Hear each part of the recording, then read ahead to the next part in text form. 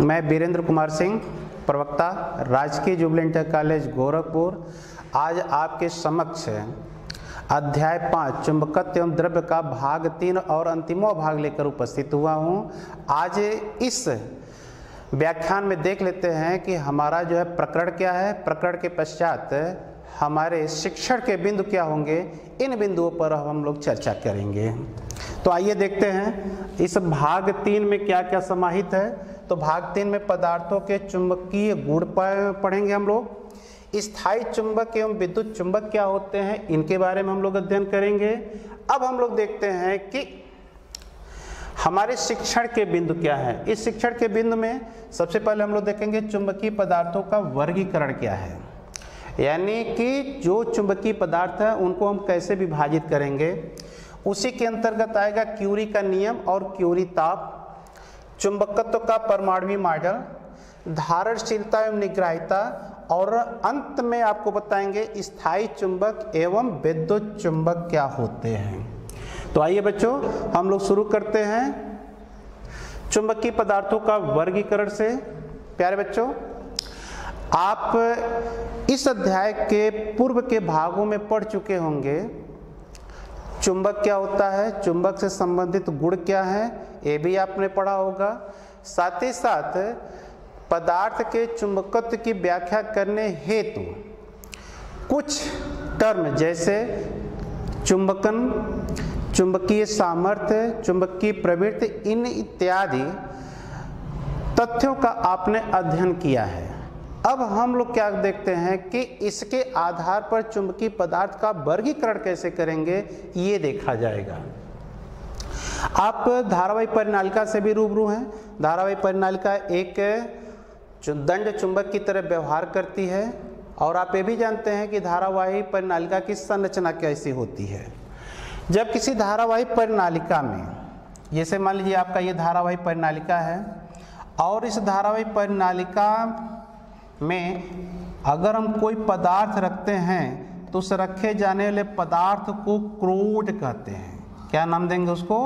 क्रोड।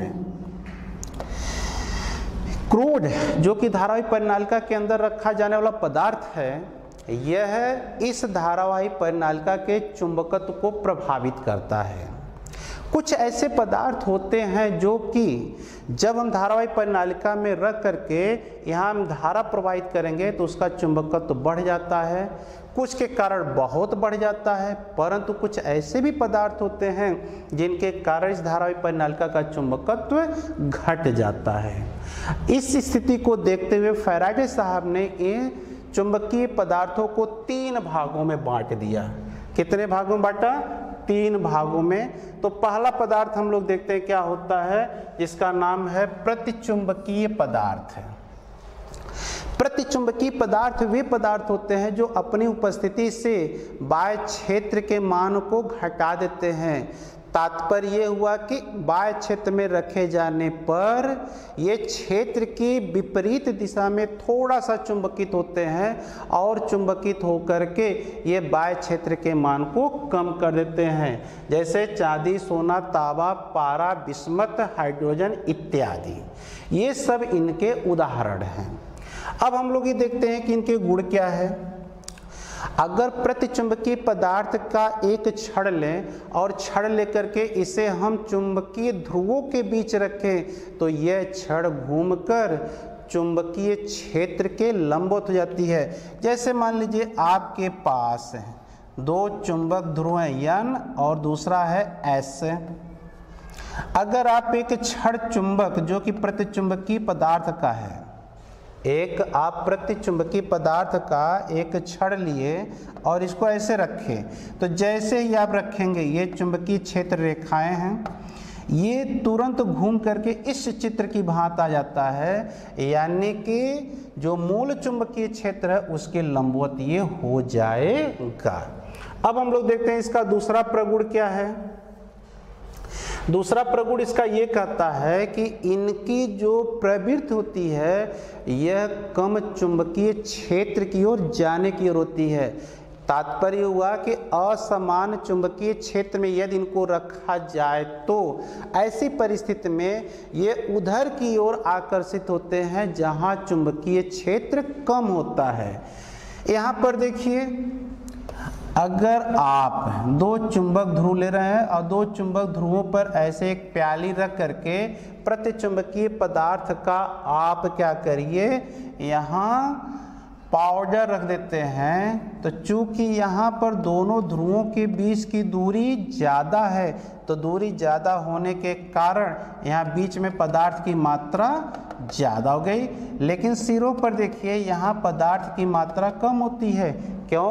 क्योंकि यहाँ पर चुंबकीय क्षेत्र की तीव्रता ज़्यादा है। लेकिन अगर इन्हीं चुंबकीय ध्रुवों के बीच हम दूरी को बढ़ा दें तो घटा देते हैं, तो ऐसी स्थिति में आप ये पाएंगे कि यहाँ पर अब जब क्षेत्र बीच में अधिक हो जाएगा तो क्षेत्र बीच में अधिक होने के कारण यहाँ चुंबकीय पदार्थ की मात्रा कम हो जाएगी और यहाँ सिरों पर देखिए ज़्यादा हो जाता है। अब हम लोग देखते हैं तीसरा प्रगुण इसका क्या है।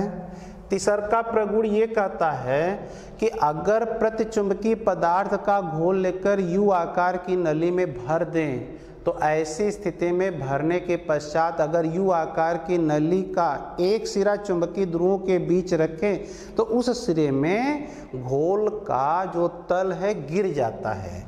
जैसे देखिए यहाँ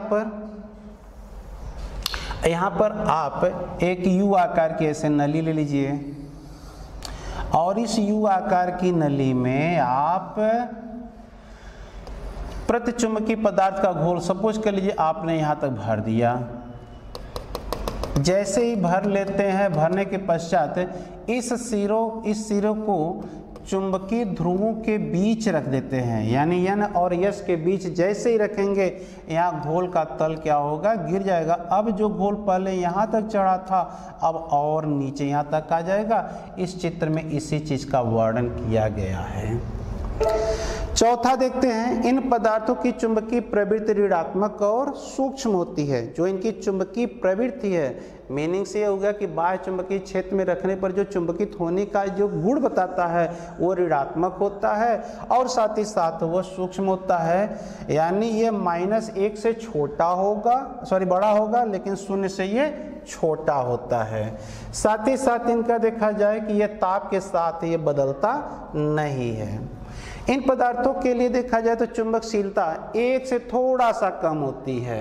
तात्पर्य हुआ कि जो चुंबकशीलता है म्यू आर 0 से तो बड़ा होगा लेकिन 1 से छोटा होगा। अब इसका आता है दूसरा, जो चुंबकीय पदार्थों के वर्गीकरण में है। अब दूसरा आता है वह अनचुंबकीय पदार्थ है। अनचुंबकीय पदार्थ वे पदार्थ होते हैं जो अपनी उपस्थिति से बाह्य क्षेत्र को बढ़ाते हैं। तात्पर्य यह हुआ कि यह बाह्य क्षेत्र में क्षेत्र की दिशा में थोड़ा सा चुंबकित हो जाते हैं, जिसके कारण बाह्य क्षेत्र का मान कुछ बढ़ जाता है।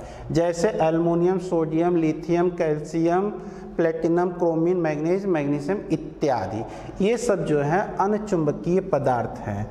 अब हम लोग देखते हैं कि अनचुंबकीय पदार्थ के गुण क्या हैं। तो सबसे पहले देख लीजिए, अनचुंबकीय पदार्थ का जो पहला गुण होता है कि इनकी जो चुंबकन तीव्रता है, यानी पदार्थ में जो प्रति एकांक आयतन में चुंबकीय आघूर्ण मिलता है वह सूक्ष्म ही होता है, यानी कम रहेगा, धनात्मक होता है। और चुंबकीय तीव्रता यानी चुंबकीय सामर्थ्य के अनुक्रमानुपाती होता है। दूसरा गुण ये कहता है इन पदार्थों की चुंबकीय प्रवृत्ति यानी जो काई है धनात्मक और सूक्ष्म होती है, यानी काई का मान धनात्मक तो होगा लेकिन ये कम रहेगा। तीसरा, इन पदार्थों की अपेक्षित चुंबकशीलता म्यू आर 1 से अधिक होगा, यानी म्यू आर का मान 1 से अधिक होगा, नहीं कम होगा लेकिन ये अधिक होता है। अब हम लोग इसका चौथा प्रगुण देखते हैं। चौथे प्रगुण में ये कहता है इन पदार्थों की छड़ को अगर चुंबक ध्रुवों के बीच रखा जाए तो ऐसी परिस्थिति में ये घूम करके चुंबकीय क्षेत्र की दिशा में हो जाते हैं। अर्थात जैसे मान लीजिए ये आपके दो चुंबक ध्रुव N और S, अगर आप अनुचुंबकीय पदार्थ की छड़ लेकर आप ऐसे रख देते हैं, सपोज कर लीजिए आपने ऐसे रख दिया, ये चुंबकीय क्षेत्र रेखा हो गई, तो जैसे ही आप इसको ऐसे रखेंगे ये तुरंत रोटेट करके इस चित्र की समान देखिए, यहाँ चुंबकीय ध्रुवों के बीच ये चुंबकीय क्षेत्र रेखा के समांतर हो जाता है। पांचवा और लास्ट गुण इसका देख लीजिए। पांचवा गुण ये कहता है कि इनकी जो प्रवृत्ति होती है अधिक तीव्रता के चुंबकीय क्षेत्र की ओर जाने की ओर होती है। इसका मीनिंग ये हुआ कि अगर असमान चुंबकीय क्षेत्र में अनचुंबकीय पदार्थ को रखा जाता है तो ये उधर विस्थापित होंगे जहां चुंबकीय क्षेत्र का मान अधिक होगा। तो यहाँ देखिए फिगर में इसी तरह समझाया गया है कि चुंबक के दोनों ध्रुवों के बीच की दूरी कम है, इसलिए बीच में चुंबकीय क्षेत्र ज़्यादा है। ज़्यादा होने के कारण पदार्थ की मात्रा यहाँ पर बढ़ गया है। लेकिन अगर हम लोग चुंबक ध्रुवों के बीच की दूरी बढ़ा दें तो ऐसी स्थिति में यहाँ पर आप पाएंगे कि यहाँ सिरों पर पदार्थ की मात्रा ज़्यादा हो जाएगी और बीच में देखिएगा यहाँ पदार्थ की मात्रा कम हो जाती है। अब हम लोग देखेंगे तीसरा, लौह चुंबकीय पदार्थ। ये क्या होते हैं? तो बच्चों वे पदार्थ जिनकी उपस्थिति के कारण बाह्य क्षेत्र का मान काफ़ी बढ़ जाए, यानी ये पदार्थ बाह्य चुंबकीय क्षेत्र में क्षेत्र की दिशा में शक्तिशाली यानी प्रबल रूप से चुंबकित होते हैं और चुंबकित होकर के बाह्य क्षेत्र के मान को काफ़ी बढ़ा देते हैं। जैसे लोहा यानी Fe, कोबाल्ट हो जाएगा निकिल, और इनकी जो मिश्र धातु है एल निको आदि इसके उदाहरण हैं। अब हम लोग इसका गुण देखते हैं। इन पदार्थों की जो आपेक्षिकशीलता होती है वह जो है एक से काफ़ी अधिक होती है। मीनिंग से ये हो गया कि mu R is a very large in comparison of 1। साथ ही साथ इन पदार्थों की जो चुंबकीय प्रवृत्ति है वो धनात्मक भी होती है और काफ़ी अधिक होती है, यानी जो काई का मान है यहाँ पर ग्रेटर देन 1 होता है।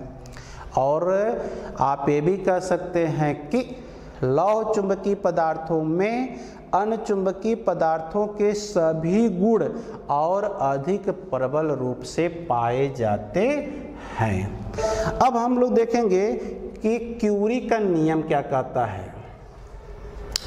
कहता है ये कि अनचुंबकीय पदार्थों की चुंबकीय प्रवृत्ति इनके परम ताप के व्युत्क्रमानुपाती होता है। यानी जो अनचुंबकीय पदार्थ हैं उन अणुचुंबकीय पदार्थ की जो चुंबकीय प्रवृत्ति होती है काई, यानी काई प्रोपोर्शनल टू 1/T। यहाँ T जो है परम ताप है जिसका मात्रक हम लोग केल्विन में लिखते हैं। किस में लिखेंगे? केल्विन में लिखते हैं। अब इस समानुपाती चिन्ह को हटाने के लिए हम लोग यूज करते हैं कि काई इज इक्वल टू हो जाएगा C/T और इसे C को हम लोग क्यूरी नियतांक कहते हैं।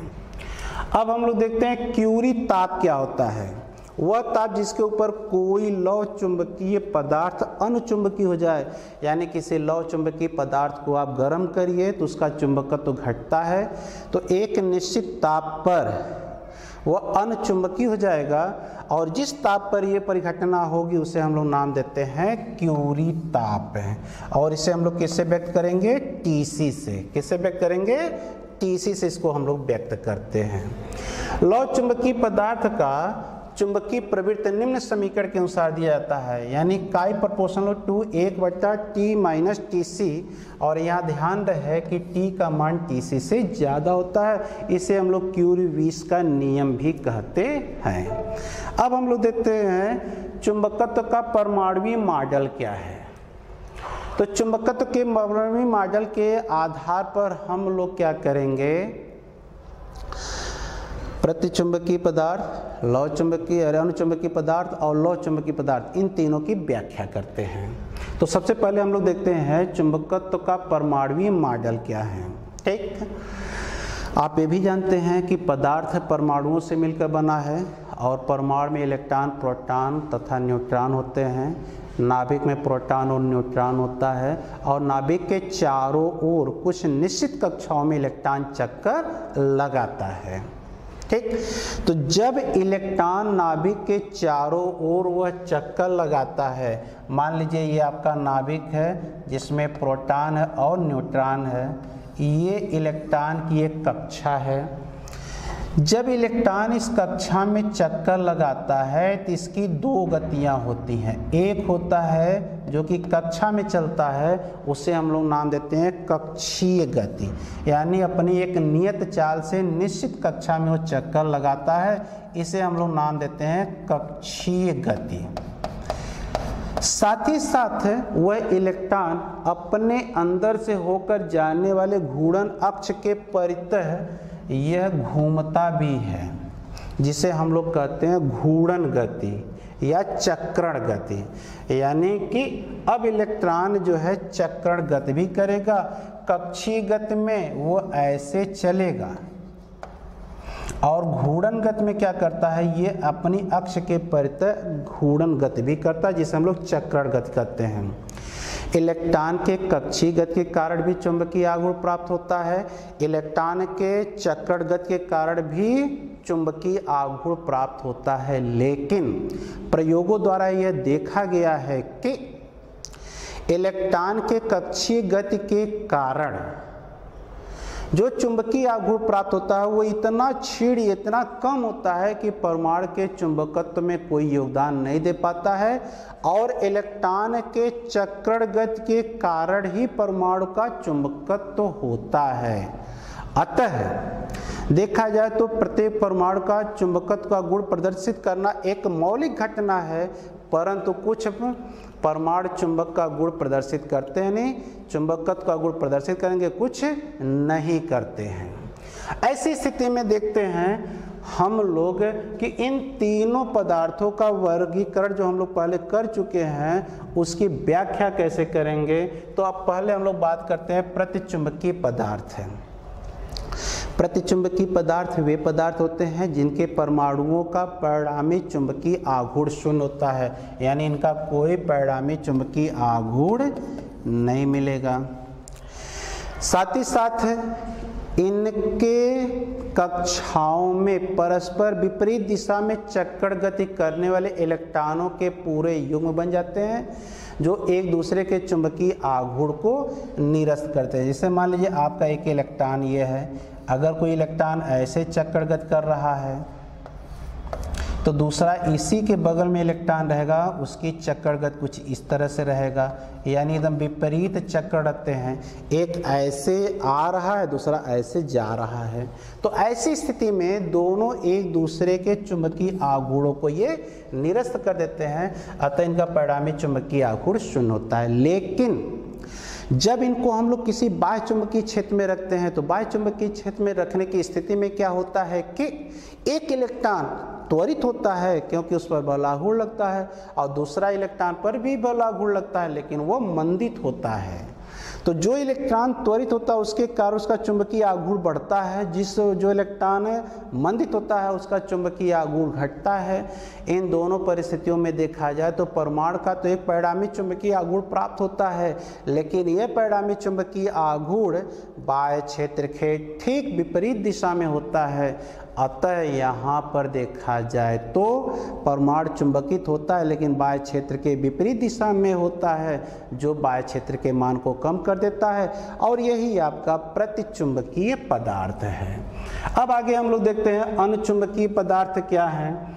तो अनुचुंबकीय पदार्थ वे पदार्थ होते हैं जिनके परमाणुओं का परिणामी चुंबकीय आघूर्ण होता है और इलेक्ट्रॉनों के परस्पर विपरीत दिशा में चक्कर गति करने वाला युग्म नहीं बन पाता है, अतः इनका परिणामी चुंबकीय आघूर्ण मिलेगा और यह एक नन्हे दंड चुंबक की भांति व्यवहार करता है। तो समानता के आधार पर देखा जाए तो प्रत्येक परमाणु एक नन्हे दंड चुंबक है और इसे हम लोग नाम देते हैं परमाणु चुंबक। ये परमाणु चुंबक जब बाह्य क्षेत्र में नहीं रहते हैं तो ये भिन्न दिशा में संरेखित रहते हैं और भिन्न दिशा में संरेखित रहने के कारण इनका परिणामी चुंबकीय आघूर्ण शून्य होता है, कुछ भी नहीं मिलेगा। देखिए ये भिन्न भिन्न दिशाओं में संरेखित हैं।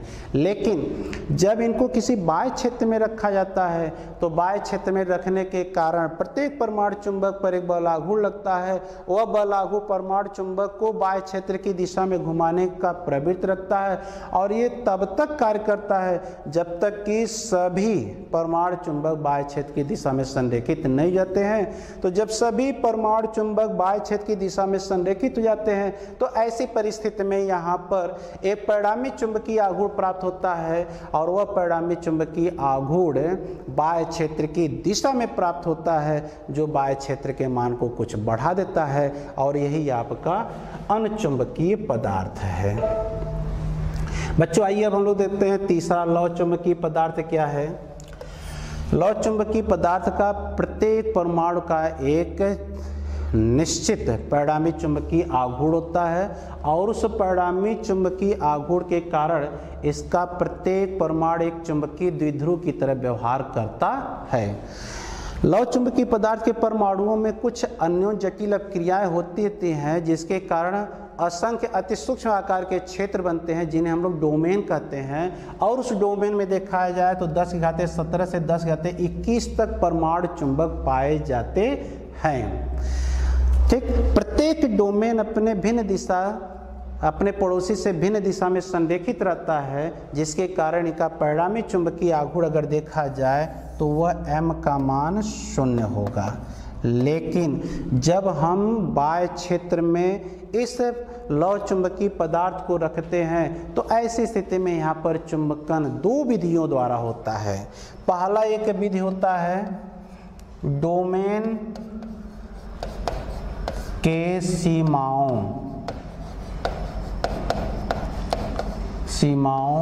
के विस्थापन द्वारा। यह तब होगा जब बाह्य चुंबकीय क्षेत्र कम प्रबल होगा और दूसरा मिलता हम लोग को डोमेन के घूर्णन के द्वारा।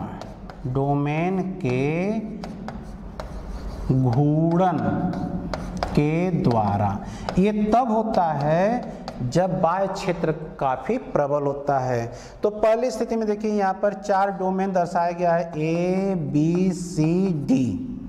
डोमेन D की दिशा बाह्य चुंबकीय क्षेत्र की दिशा में है इसलिए इसकी परिसीमाएं बढ़ जाएंगी। शेष जो है देखिए यहाँ पर D की सीमा बढ़ जा रही है लेकिन A, B और C की परिसीमा यहाँ पर घट जा रही है। लेकिन अगर यहाँ पर बाह्य क्षेत्र प्रबल है तो सभी डोमेन बाह्य क्षेत्र की दिशा में ही संरेखित हो जाते हैं और देखा जाए तो वह एक रूप से स्थायी चुंबक बन जाता है जिसका अध्ययन अभी हम लोग आगे करेंगे। प्यारे बच्चों, चुंबक बनाने के लिए हमें कुछ उस पदार्थ का गुण चाहिए और कोई भी पदार्थ चुंबक बनाने के लिए उपयुक्त है कि नहीं है वह धारणशीलता एवं निग्राहिता से पता चलता है। तो आइए देखते हैं हम लोग धारणशीलता और निग्राहिता क्या है। अगर किसी चुंबकीय पदार्थ को धारावाही परिनालिका में रख करके उस धारावाही परिनालिका में हम दिष्ट धारा प्रवाहित करें तो पदार्थ के चुंबकित होने और बाह्य चुंबकीय क्षेत्र के बीच अगर ग्राफ प्लॉट किया जाए तो चित्रानुसार हम लोग को एक ग्राफ प्लॉट होता है। इस ग्राफ का प्लॉट यानी O से लेकर A तक यह निरूपित करता है, ये बिंदु आपका A है, O से लेकर ये तक निरूपित करता है कि जब बाह्य चुंबकीय क्षेत्र का मान बढ़ाएंगे तो चुंबकन की तीव्रता भी बढ़ती है और बाद में ये चुंबकन की तीव्रता संतृप्त हो जाती है। अब हम लोग क्या करते हैं कि धारावाही परिनालिका में दिष्ट धारा के मान को धीरे धीरे कम करते हैं तो वहाँ पर बाह्य क्षेत्र का मान घटता है। लेकिन जब बाह्य क्षेत्र का मान घटता है तो चुंबकन की तीव्रता भी घटती है लेकिन पहले जैसा नहीं जैसा बढ़ती है। ऐसी परिस्थिति में जब बाह्य क्षेत्र यहाँ पर शून्य हो जाता है तो देखा जाए कि यहाँ पर चुंबकन की तीव्रता शून्य नहीं होती है। ऐसी स्थिति में जो चुंबकन की तीव्रता मिलती है यहाँ बिंदु बी पर, उसे हम लोग चुंबकीय धारणशीलता कहते हैं। क्या नाम दे गया बच्चों? चुंबकीय धारणशीलता कहते हैं। अब हम लोग क्या करते हैं, फिर देखिए, उसी धारावाही परिनालिका में विपरीत दिशा में धारा प्रवाहित करते हैं और चुंबकीय क्षेत्र को अब विपरीत दिशा में बढ़ाते हैं। तो जब आप विपरीत दिशा में बढ़ाएंगे तो चुंबकन की तीव्रता भी घटती है और उस बाह्य क्षेत्र के विपरीत दिशा में एक निश्चित मान पर चुंबकन की तीव्रता भी यहाँ करके घट जाती है। यानी जब b बराबर 0 हो तो ऐसी स्थिति में H का जो ऋणात्मक दिशा में मान आएगा उसे हम लोग निग्राहिता कहते हैं। क्या कहेंगे? निग्राहिता कहते हैं। फिर आगे बढ़ाएं तो हमको संतृप्त अवस्था मिलता है और संतृप्त अवस्था मिलने के पश्चात हम लोग फिर आगे क्या करते हैं कि पूरा अगर ग्राफ प्लॉट करें तो ऐसे सममित एक ग्राफ प्लॉट होगा, मिलता है, जिसे हम लोग शैथिल्य वक्र कहते हैं। क्या नाम देंगे इसे? शैथिल्य वक्र कहते हैं। और यही शैथिल्य वक्र आपका ABCDEA, यही आपका शैथिल्य वक्र है। बच्चों अब हम लोग देखते हैं स्थायी चुंबक क्या होता है। वे पदार्थ जो कमरे के ताप पर अपने लौ चुंबकीय गुण बनाए रखें उन्हें हम लोग कहते हैं स्थायी चुंबक। और स्थायी चुंबक का हमारे आपके व्यवहारिक जीवन में बहुत जगह उपयोग होता है। ठीक है, अब इनकी बनाने की कई विधियां हैं। हम एक विधि देखते हैं। आप क्या करिए कि लौ चुंबकीय पदार्थ का एक रॉड ले लीजिए, उत्तर दक्षिण दिशा में इसको रख दीजिए और रखने के पश्चात इस पर हथौड़े से आघात करिए तो कुछ समय बाद देखेंगे कि यह जो है एक स्थायी चुंबक बन जाता है। दूसरा एक विधि यह है कि धारावाही परिनालिका में हम लोग लौ चुंबकीय पदार्थ का एक रॉड रख दें और इस धारावाही परिनालिका में हम लोग क्या करते हैं, दिष्ट धारा प्रवाहित करें। कौन सी धारा प्रवाहित करेंगे आप? दिष्ट धारा। तो जब सभी डोमेन यानी लौ चुंबकीय पदार्थ के जो यहाँ पर आपने छड़ लिया है, इसके सभी डोमेन जब संरेखित होकर एक ही दिशा में विलीन हो जाएं तो यह स्थायी चुंबक बन जाता है। अब लास्ट में हम लोग देखेंगे कि विद्युत चुंबक क्या है। अब देखते हैं हम लोग विद्युत चुंबक। बच्चों आप ये भी जानते हैं कि धारावाही परिनालिका का व्यवहार एक दंड चुंबक की समान होता है और आप ये भी जानते हैं कि धारावाही परिनालिका के भीतर अगर कोई क्रोध रखते हैं तो उसके चुंबकत्व को काफ़ी प्रभावित करता है। तो एक धारावाही परिनालिका लेते हैं और धारावाही परिनालिका के अंदर हम एक उपयुक्त क्रोध रख देते हैं जिससे कि उसका चुंबकत्व काफ़ी बढ़ जाए। तो इस संरचना को ही नाम देते हैं हम लोग विद्युत चुंबक। अगर देखा जाए तो जो इसका उपयोग है वो विद्युत घंटियों, ध्वनि विस्तारक एवं दूरभाष यंत्रों में किया जाता है। साथ ही साथ विद्युत चुंबक एक ऐसा चुंबक है जिसकी सहायता से अपनी आवश्यकता अनुसार हम लोग चुंबकीय क्षेत्र उत्पन्न कर सकते हैं और जैसे ही हमारी आवश्यकता खत्म हो जाए हम चुंबकीय क्षेत्र को समाप्त भी कर सकते हैं। तो विद्युत चुंबक बनाने के लिए सबसे उपयुक्त धारावाही परिनालिका है और आप धारावाही परिनालिका के बारे में ऑलरेडी पढ़ चुके हैं कि यहाँ पर विद्युत रोधी पदार्थ का एक खोखला बेलनाकार रचना होती है जिसके ऊपर तांबे का विद्युत रोधी तार लपेट दिया जाता है और इसका संबंध हम लोग एक दिष्ट धारा स्रोत यानी बैटरी से कर देते हैं और यहाँ पर आप कोई क्रोड रख देते हैं। इस क्रोड के रखने से इसका चुंबकत्व काफ़ी बढ़ जाता है।